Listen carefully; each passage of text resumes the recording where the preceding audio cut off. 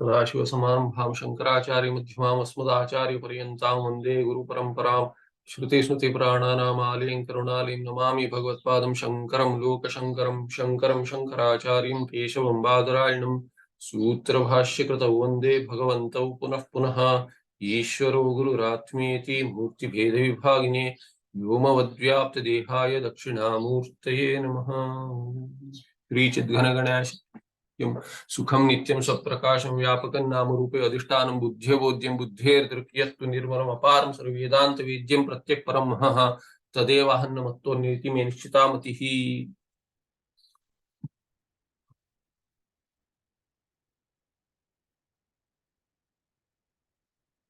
ग्रंथ महिमा देख रहे थे। आगे पूर्व पक्षी कहता है ननु सत्सु अनेक प्राचीन उद्ग्रंथेषु सूत्र तद्भाष्य वार्तिकादिषु किमिति अयम अपूर्वः ग्रंथः अधुना विरच्यते इति चेत। तो पूर्व पक्षी प्रश्न उठाता है कि प्राचीन इतने सारे ग्रंथ होते हुए भी आप ये इस ग्रंथ की रचना क्यों कर रहे हो? क्योंकि प्राचीन सत्सु अनेक एकाध नहीं है। प्राचीन कैसे ग्रंथ है? सूत्र है, सूत्र के ऊपर भाष्य है, उसके ऊपर वार्तिका है, भगवान सुरेश्वराचार्य की उपनिषद पर वार्तिका है, तैत्तिरीय और बृहत् पर। तो सूत्र तद्भाष्य वार्तिका आदिषु, आदि पद से टीका व्याख्या इत्यादि जो है, किमिति अयम अपूर्वः ग्रंथ, पहले जो नहीं था ऐसा ग्रंथ आप बना रहे हो। ऐसे जैसे कि पहले नहीं था वैसा ग्रंथ बना रहे हो, किंतु सूत्र और भाष्य वार्तिका इत्यादि ग्रंथ तो है पहले, तो आप नए ग्रंथ की रचना क्यों कर रहे हो?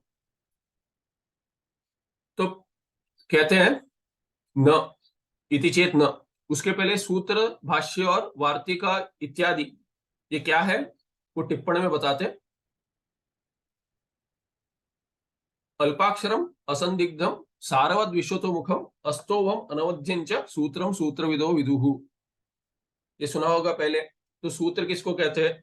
जो जिसमें अल्पाक्षर हो।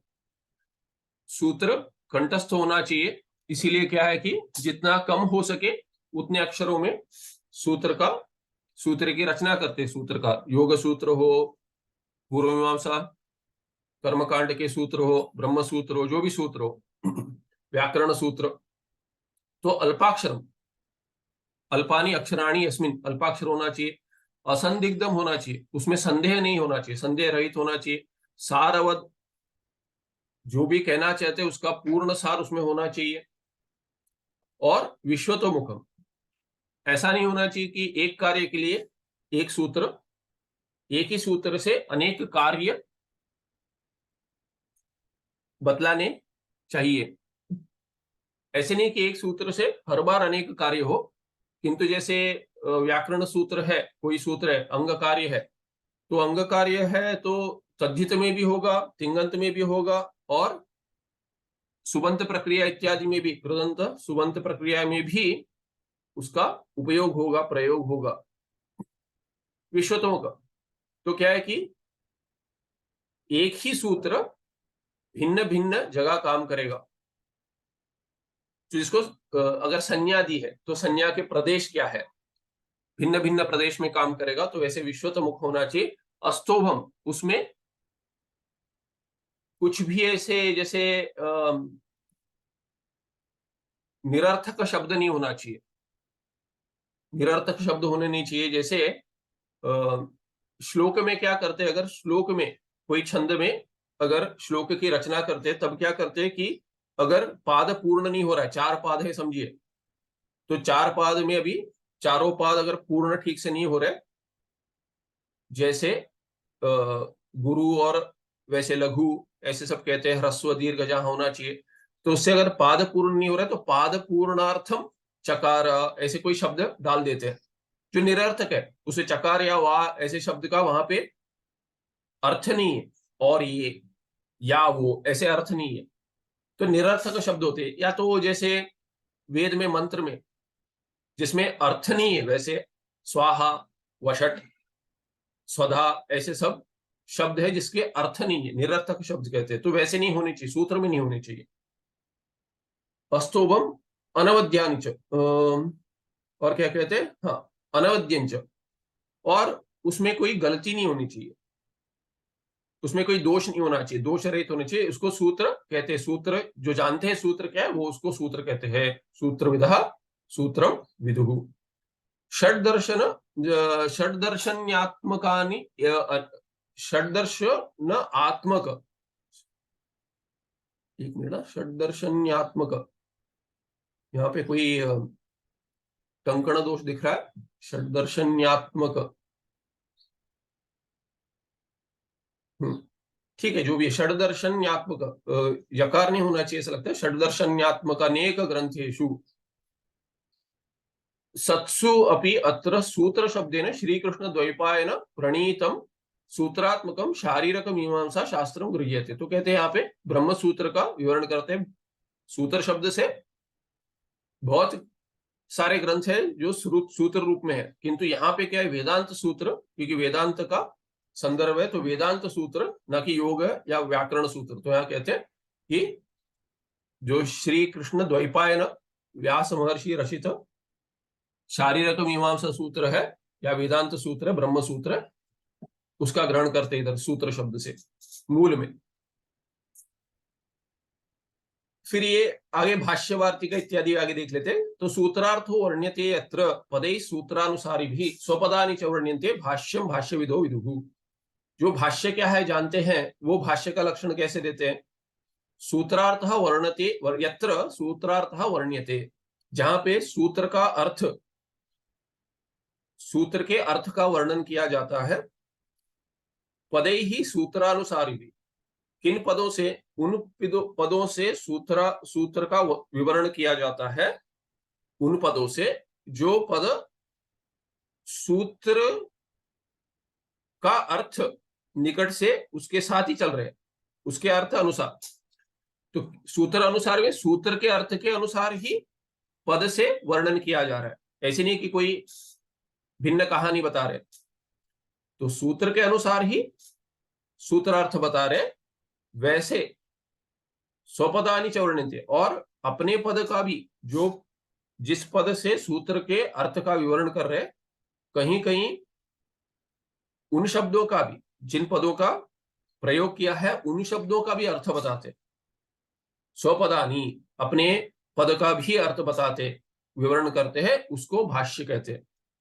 एवं सत्सु अपि अनेकेषु भाष्येषु भगवत्पादीयम् एव अत्र भाष्यम योग्यम ग्रहीतुम। और ऐसे बहुत है जो अपने आप को वेदांती बताते, जो भगवान भाष्यकार के बाद आए हैं, पहले भी थे, किंतु ऐसे भाष्य इत्यादि संप्रदाय जो भाष्य विवरण जैसे करते हैं वैसे रखा हुआ, वैसे किया हुआ, और जिसका रक्षण हुआ है, वैसे ग्रंथ नहीं थे, अधिक नहीं थे।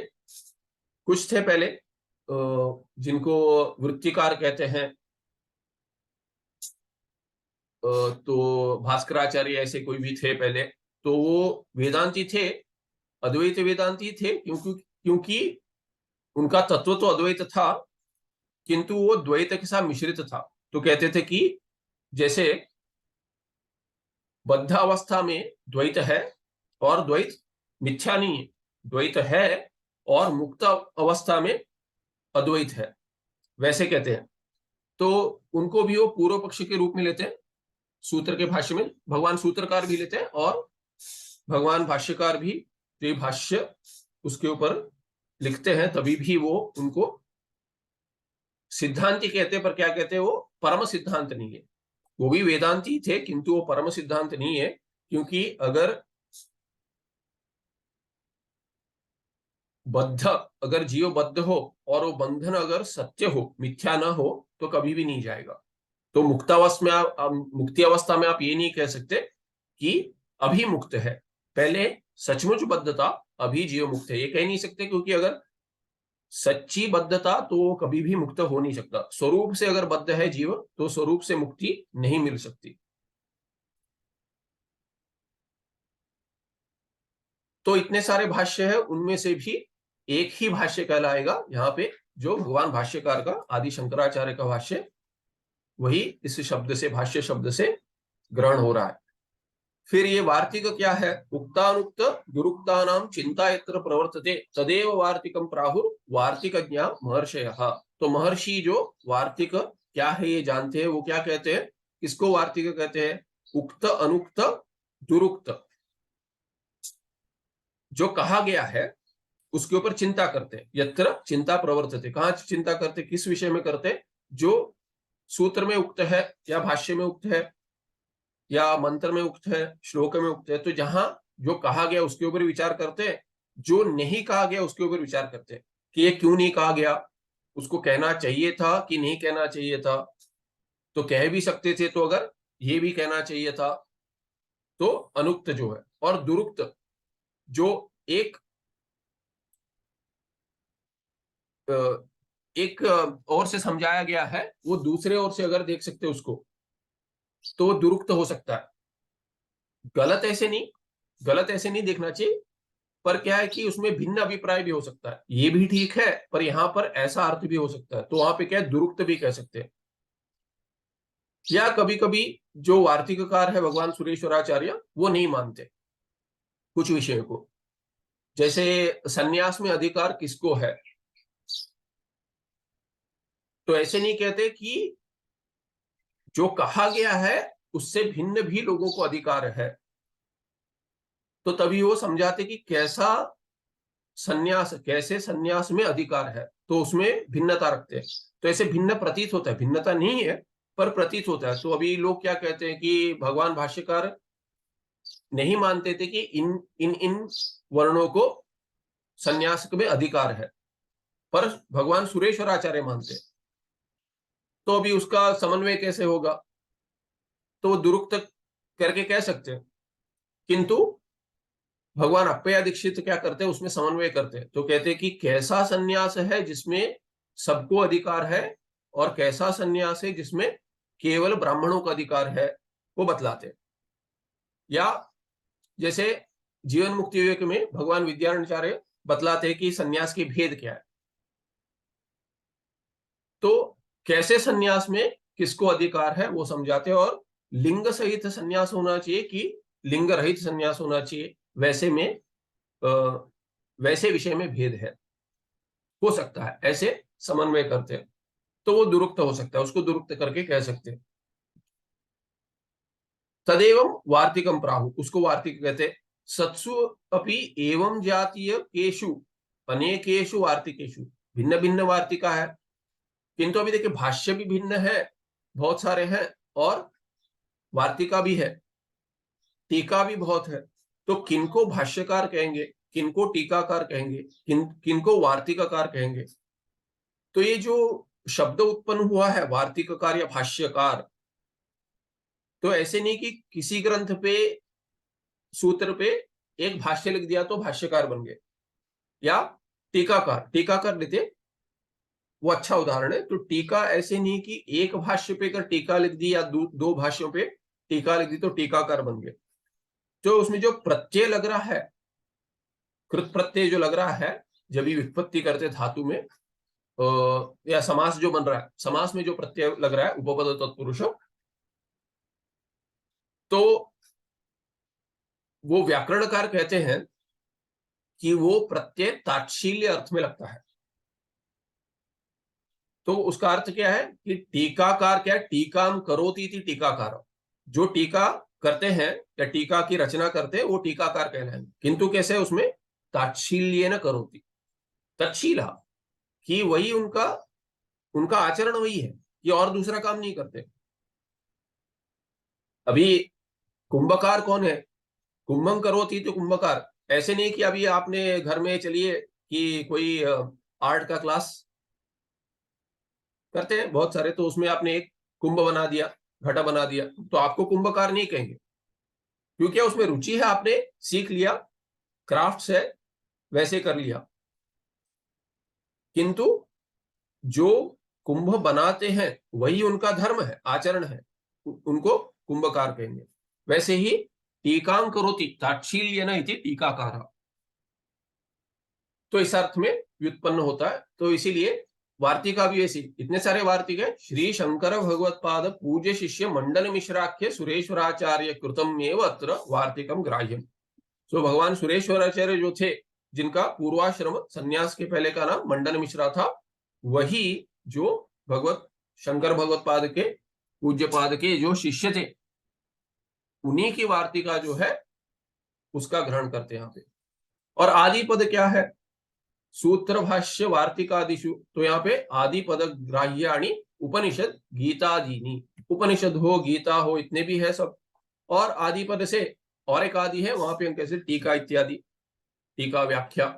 तो इतने सारे ग्रंथ होते हुए भी तात्पर्य विषय अद्वैत पर ही फिर भी अपूर्व ग्रंथ अधुना कहते किम किमिति अयम अपूर्व ग्रंथ अधुना विरच्यते। अभी आप इनकी रचना क्यों कर रहे हो, इसकी विचार सागर नाम ग्रंथ की रचना क्यों कर रहे हो? इति चेत न, तो ये जो आरोप है या प्रश्न है वो ठीक नहीं है। कहते क्यों? तेषाम, जो ग्रंथ आपने बताए हैं, तेषाम अत्यंत प्रौढ़ोत्तमाधिकारिकत्वेन, वो क्या है? प्रौढ़ ग्रंथ है, अत्यंत प्रौढ़ ग्रंथ है, कि ये सभी के लिए नहीं है ग्रंथ। तो क्या कहते हैं? अत्यंत तेषाम अत्यंत प्रौढ़ प्रौढ़ उत्तम अधिकारिकत्वेन, जो उत्तम अधिकारी है। कौन है उत्तम अधिकारी? भगवान पंचदशीकार कहते हैं कि कृतोपास्ति उत्तम अधिकारी, जिसने उपासना की हो। कैसे? फल पर्यंतम, इष्ट देवता दर्शन पर्यंतम जिसने उपासना की है, वो उत्तम अधिकारी है। आज तो उपासना करने वाले ही संप्रदाय में कम है, नहीं ऐसे नहीं कह रहा हूं, कम है। बाकी संप्रदाय में तो है ही नहीं। जहां केवल कर्म छोड़कर जहां केवल अभ्यास होता है, वहां पे तो है ही नहीं। वहां पे तो कर्मयोग का वर्णाश्रम गत कर्माचरण ही है नहीं, है ही नहीं। तो उपासना तो बहुत दूर। तो इसलिए तेषाम ग्रंथानाम अत्यंत प्रौढ़ उत्तम अधिकारिकत्वेन, प्रौढ़ ग्रंथ भी है या तो प्रौढ़ उपासक होने चाहिए, उत्तम अधिकारी, उनके लिए बनाए हैं। इसीलिए मंदा नाम उपकाराय अस्य साफल्यात। तो ये ग्रंथ जो है, ये मंदों के लिए, मंद माने जो उत्तम अधिकारी नहीं है, मध्यम हो सकते हैं, अधम हो सकते हैं, दोनों जो उत्तम नहीं है उनके लिए, हम जैसों के लिए ये ग्रंथ है। तो उनको भी उपकार हो जाएगा, इसीलिए ग्रंथ की रचना कर रहा हूं, कहते हैं ग्रंथकार। आगे, सत्सु अपि अनेकेषु भाषा ग्रंथेषु पंचभाषात्म बोधादिषु विना विचार सागरम स्वात्म विषयक सर्व संशया न निवर्तेरन। अभी क्या कहते हैं? और किस लिए रचना कर रहा हूं, ये कैसे उपकारक होगा दूसरों के लिए? तो कहते हैं भिन्न ग्रंथ है बाकी भी। तो प्रौढ़ ग्रंथ, पूर्व पक्षी कहता है कि प्रौढ़ ग्रंथ है, ठीक है, जो संस्कृत में है, किंतु भिन्न भिन्न भाषा में भी है। पंचभाषा ऐसे कहते थे, तो पंचभाषात्मक जो है, सहज संस्कृत में भी है कुछ, और सूत्र भाष्य वार्तिक होने की आवश्यकता है, प्रकरण ग्रंथ है, आत्मबोध इत्यादि, और उनके अनुवाद भी है, या किसी ने भाषा में ही, भाषा यानी हिंदी भाषा हो, अन्य भाषा में भी रचना की हो, वैसे ग्रंथ भी है। तो सत्सोपि अनेकेषु भाषा ग्रंथेषु पंचभाषा आत्मबोधादिषु विना विचार सागरम स्वात्म विषय का सर्व संशय न निवर्तेरन। सभी संशय नहीं जाएंगे। प्रमाणगत संशय होते हैं, प्रमेयगत संशय होते हैं, प्रमेय विषय का, प्रमाण के विषय में भी होते हैं, क्या प्रमाण है इसके लिए, कि प्रमेय ब्रह्म क्या है, आत्मा मैं हो सकता हूं नहीं हो सकता हूं, शास्त्र कहती है वो कौन मैं हूं, कैसा मैं हूं, ऐसे प्रश्न वगैरह रहते हैं। अगर प्रपंच मिथ्या है तो प्रपंच कैसे मिथ्या है, कैसे हो सकता है ये प्रपंच इतना दुखदायक है, सुखदायक है, मेरे पिता पुत्र माता पत्नी इत्यादि ये सब मिथ्या है, कैसे हो सकता है, सुखदायक है। मेरे वैरी इतने हैं जो इतने निज दुख देते हैं, वो कैसे मिथ्या है, ये सब संशय नहीं जाते। तो बाकी कितने भी ग्रंथों का भी आप अभ्यास करोगे, विचार अगर नहीं करोगे, विचार सागरम विना, कि इस ग्रंथ में जैसे विचार किए वैसे विचार अन्य ग्रंथ में भी हो सकते हैं, पर एक ही जगह नहीं है। इसीलिए कहते हैं विचार सागरम विना स्वात्म विषय का सर्व संशय न निवर्तेरन। अपने विषय में सभी संशय नहीं जाते। यतः, क्यों कहते हैं? क्योंकि अभी बाकी ग्रंथों के बारे में भी कहते हैं। आप जिन जिन ग्रंथों के बारे में बात करें जो अन्य भाषा में है, 5 भाषा प्रसिद्ध जो थे तभी उनकी बात करते हैं कि 5 प्रसिद्ध भाषाओं में समझिए आप, जहां जहां भारत देश में है, उन भाषा में जो रचना की गई है जिन जिन ग्रंथों की, उनके अभ्यास से मोक्ष की प्राप्ति क्यों कठिन है, क्यों नहीं हो सकती? तो कहते हैं यतः केचन ग्रंथकारः श्रवण मात्रम कृत्वा भाषा ग्रंथम रचयमासुः। कि क्या हुआ है, क्योंकि कुछ लोगों ने ग्रंथ की रचना तो की है किंतु उनका श्रवण मात्र हुआ है, उन्होंने कुछ सुना है, सुनकर प्रमाण में संशय नहीं। अच्छा, ये प्रमाण तो है, गुरुमुख से आया है, सुना है, हाँ ये प्रमाण है, गुरु सत्य कह रहे हैं, हाँ ये विषय है, कैसे हो सकता है वो नहीं पता, पर वो कहते हैं इसलिए श्रद्धा है, तो एक ग्रंथ की रचना करते हैं, तो उस ग्रंथ से आपको लाभ नहीं होगा कह रहे हैं। तो क्या कहते हैं, भाषा ग्रंथ उन्होंने बनाया है, उसमें उनका श्रवण मात्र हुआ है किंतु मनन निध्यासन नहीं हुआ है। ततः तद्गत विषय केचन शास्त्रानुसारिण न भवन्ति। तो क्या होता है कि उन्होंने कुछ सुना है, उसका विवरण किया है, तो मनन सिद्ध नहीं है, अगर विचार सिद्ध नहीं है तो जो लिखेंगे वो सब ठीक होगा नहीं कह सकते। तो केचन शास्त्रानुसारिण न भवन्ति, शास्त्र के अनुसार नहीं होते वो, क्योंकि शास्त्र का अभ्यास ही नहीं किया उन्होंने, विचार ही नहीं किया है, मीमांसा नहीं किया है कि ये ठीक है या वो ठीक है, केवल कुछ श्रवण हुआ है और उससे कहते हैं कि ग्रंथ रचना करेंगे, बाकियों को लाभ होगा, वो उद्देश्य हो सकता है किंतु लाभ नहीं होगा, क्योंकि उसमें संशय रह जाएगा बाकियों को, क्योंकि वो शास्त्रानुसारी होंगे ऐसा नहीं कह सकते।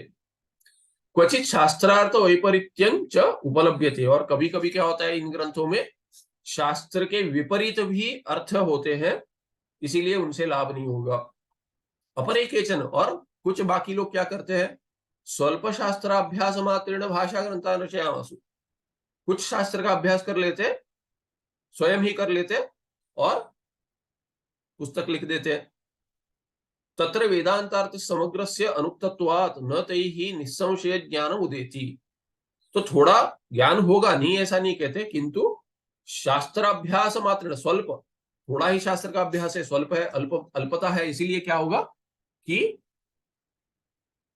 वेदांतार्थ समग्रस्य, समग्र वेदांत का अर्थ जो है वो नहीं हो सकता, कि उनको बाकियों का प्रश्न ही नहीं पता होता, उसका उत्तर कैसे देंगे शास्त्र से, वो तो बहुत दूर, क्योंकि कैसे प्रश्न आ सकते वही नहीं पता होता। इसीलिए क्या होगा कि उन्होंने जैसे ग्रंथ की रचना की है, उसमें जितना शास्त्र का ज्ञान है उतना ही वो बतलाएंगे। जिसको अंग्रेजी में कहावत है, कहते हैं if all you have is a hammer everything looks like a nail. तो एक पता होता है, उसी से सभी को उत्तर देते हैं, उससे दूसरे का संशय नहीं जाएगा। इसीलिए अभी कुछ कहते हैं कि अरे भाष्य इतना सुंदर है, टीका की क्या आवश्यकता है। कुछ है कहने वाले कि टीकाकार को मत पढ़ो, टीकाकार टीका इत्यादि में मत, कोई इसमें तर्क वगैरह है, उसका कोई लाभ नहीं है। भगवान भाष्यकार जो कहते हैं वही ठीक है, हाँ वो ठीक है, पर जिसको समझ में नहीं आ रहा है क्या करेंगे, प्रश्न है, उसका उत्तर तो देना है, तो उसका उत्तर टीकाकार देते हैं, एक नहीं दूसरे टीकाकार देते, तो उनमें भिन्नता हो सकती है, क्योंकि उनके जो शिष्य है वो अलग है, उनके शिष्यों के प्रश्न अलग है। अगर शिष्यों के प्रश्न अलग है तो उनको एक उदाहरण देते हैं और दूसरे शिष्य उनको दूसरा उदाहरण देते हैं। अभी इन दोनों उदाहरणों में भेद हो सकता है और भिन्नता हो सकती है और विरोध भी हो सकता है।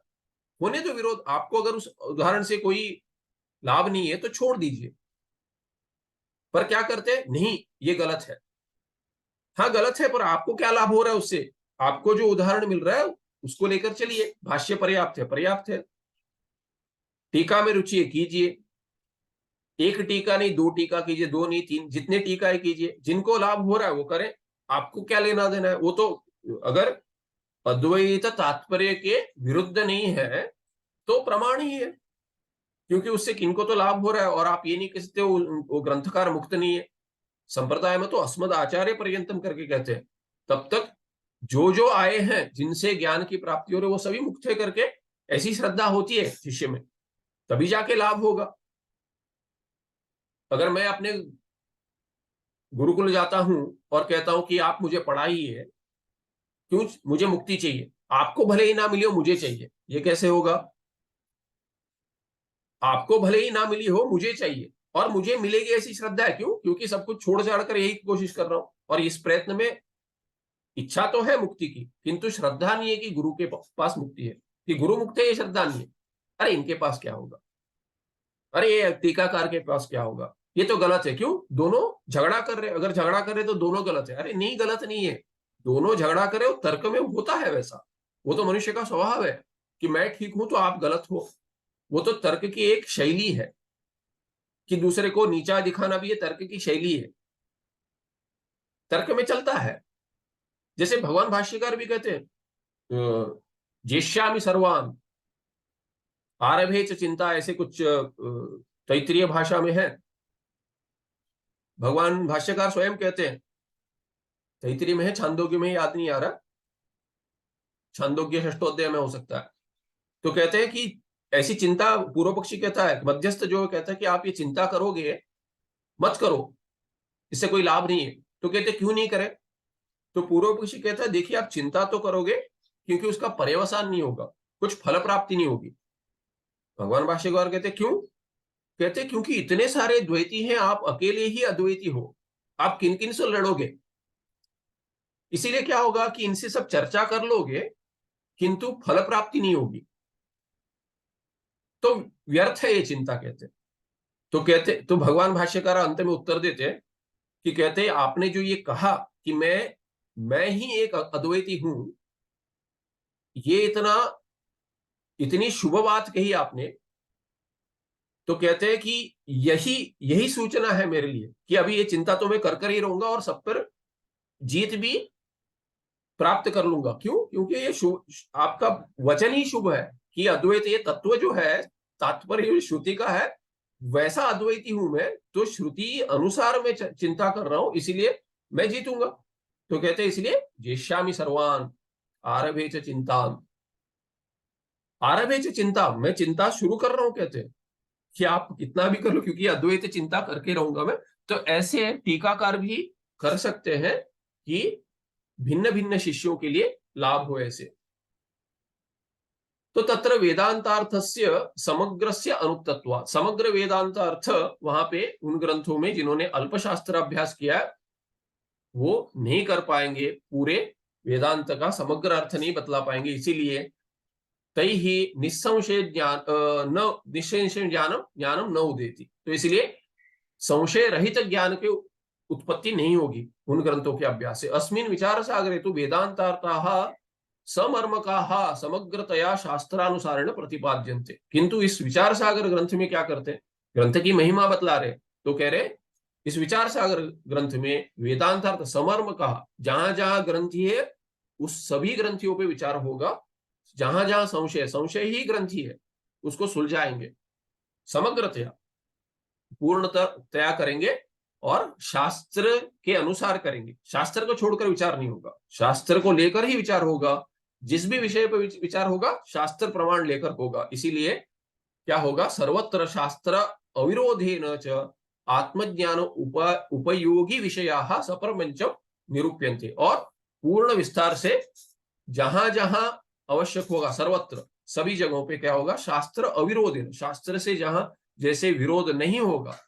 जैसे हमने देखा टीका में, दोनों टीका ठीक है अगर शास्त्र से विरोध नहीं है, दोनों अपने आप से विरोधी हो सकते हैं, किंतु शास्त्र से तात्पर्य से अगर विरोध नहीं है तो दोनों वैसे ही कहते हैं सर्वत्र शास्त्र अविरोधेन आत्मज्ञान उपयोगी विषय, आत्म या ज्ञान के लिए जो जो उपयोगी है वैसे कुछ उदाहरण भी देंगे। जैसे अभी ये कथा रूप में कहेंगे, अभी कथा रूप में क्यों कह रहे हैं, क्योंकि सहज आपको और हमको समझ में आए। किंतु क्या कहेंगे कि उसमें कथा में भी जो कहेंगे उसमें जो तात्पर्य विषय वो शास्त्र विरोधी नहीं है, तो शास्त्र से विरोध नहीं है उसका।